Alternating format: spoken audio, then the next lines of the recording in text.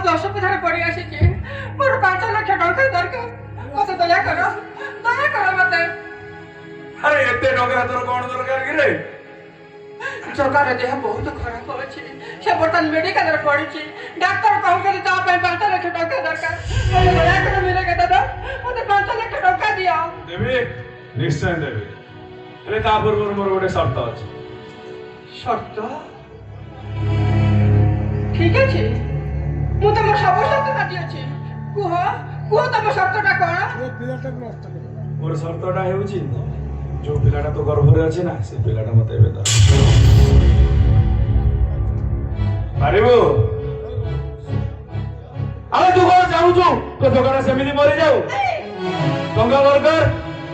ତାହେଲେ ମୋ କୁନାକୁ ଦେ, ମୋର ଖେଳିବାକୁ ଇଚ୍ଛା ଅଛି। ଆରେ ଦେ। ଦେଇଦେବି, ମୋର ସେ ପିଲା ଦରକାର ନାହିଁ।